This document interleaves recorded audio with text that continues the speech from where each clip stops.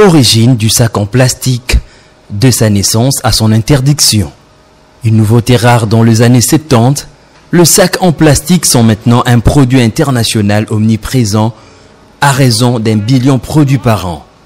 Ils apparaissent dans les profondeurs les plus sombres des océans, jusqu'au sommet du mont Everest, jusqu'aux calottes glaciaires polaires, et sont à l'origine des difficultés environnementales majeures. Comment en est-on arrivé là? En 1933, les polyéthylènes sous-dérivés du naphta, produit à partir du pétrole brut, devient couramment utilisé. Cette matière plastique est créée par accident dans une usine chimique à Northwich, en Angleterre. Alors que les polyéthylènes avaient déjà été produits en petite série, il s'agit de la première synthèse du matériel industriel et il a été initialement utilisé secrètement par l'armée britannique pendant la Seconde Guerre mondiale. 1965, le sac en polyéthylène monobloc est breveté par la société suédoise Celloplast. 79, occupant déjà 80% du marché des sacs en Europe, le sac en plastique part à l'étranger et sont largement introduits aux États-Unis.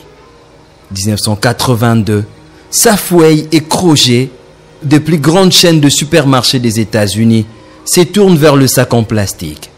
De plus en plus de magasins leur emboîtent le pas et d'ici la fin de la décennie, le sac en plastique remplaceront le papier presque partout dans le monde.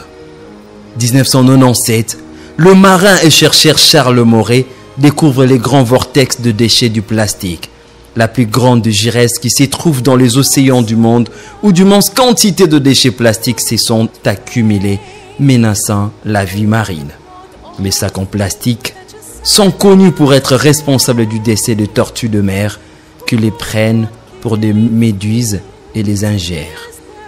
2002, le Bangladesh est le premier pays au monde à avoir interdit les sacs en plastique après avoir découvert lors d'inondations catastrophiques qu'ils bouchaient le système de drainage. D'autres pays commencent à emboîter le pas. 2011, 1 million de sacs en plastique sont consommés dans le monde par minute.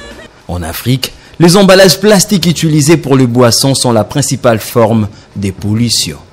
2017, le Kenya a interdit les sacs en plastique, ce qui en fait de lui l'un des 2 douzaines de pays qui tentent à réduire l'utilisation des sacs en plastique par le biais de taxes ou d'interdictions.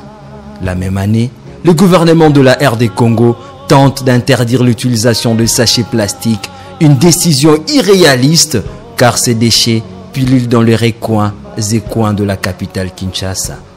2018, combattre la pollution plastique est le thème de la Journée mondiale de l'environnement, dont l'Inde était le pays hôte.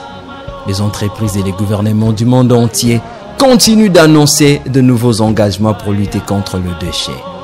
2018-2020, 3 ans après, aucun changement n'est visible dans le pays en général et particulièrement à Kinshasa depuis que le décret numéro 17/018 de l'année 2010 a été signé par les premiers ministres honoraires Bruno Tshibala.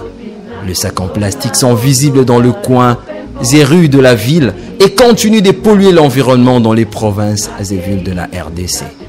2021, les gouverneurs de la ville de Kinshasa a signé la note circulaire faisant état de l'interdiction de production, l'importation, la commercialisation et l'utilisation de sacs et autres emballages plastiques dans la ville.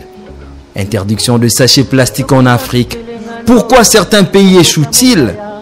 Cette décision est-elle salvatrice ou déclaration utopique? Wait and see.